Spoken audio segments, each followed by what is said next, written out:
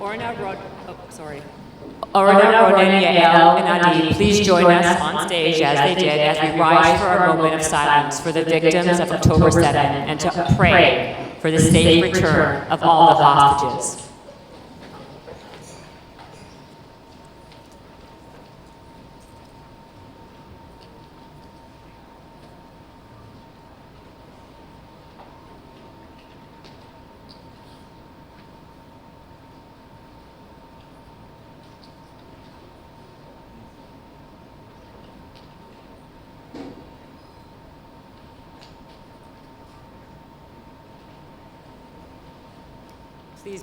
Please be seated. We would like to invite Orna and Ronen to speak about their son and their mission to bring him and all the hostages home. Thank you, everyone. Good evening.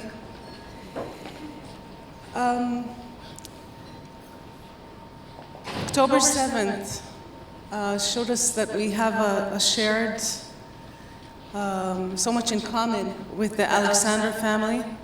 We didn't know each other before October 7th, and now we know that our sons do know each other. We're both Israeli-American families that have been living in the United States for many years. Our son Omer was born here in the city 1 month after 9/11.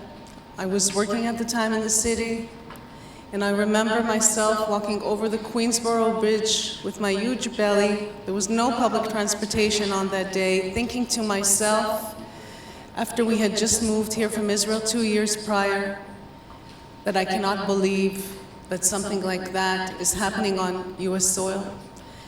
I remember all the posters spread out throughout the city of the missing persons, and it's just unfathomable to me that my son, that Omer and Edan are now on posters everywhere, all over the city.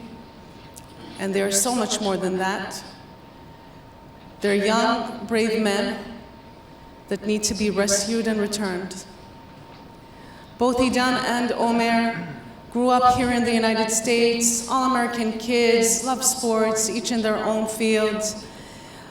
Fun-loving, friendly kids, very social. Omer is a bit older than Edan.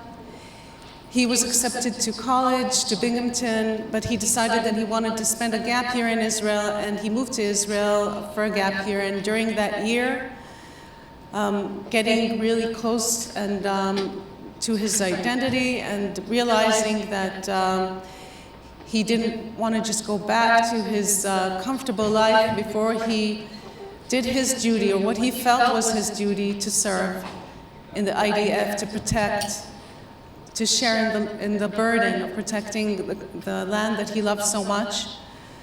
And he joined the Armors Corps, the tanks unit. He became a tank commander, and he became an officer just last winter. And he found himself on the border of October 7th in a small post close to the border with Gaza, next to the kibbutzim, Kibbutz Nir Oz, Kibbutz Nirim, which we know were hurt so gravely. And in that post, he was serving together with Edan Alexander. Edan was part of a small infantry unit on that post, and Omer was the commander of the post that included that infantry unit and 2 tanks. And on the border of October 7th, they were the first responders to the attack. And they did not know what to expect. No one knew that something like that could even happen. They just did what they were supposed to do, and they were taken. We know from videos that Hamas shared that Omer and his team members were removed from their tank. We know now that 2 of them were murdered during the attack, and their bodies were taken to Gaza, and Omer and another team member were taken alive. But we have no sign of life since. We do not know anything. We know from other people from the post that Omer and Edan knew each other. And as lone soldiers that took the brave decision to move to Israel and serve. They were a source of comfort and support to each other, and they were friendly. And now, together in our fight for their release, we try and be a source of comfort and support to each other.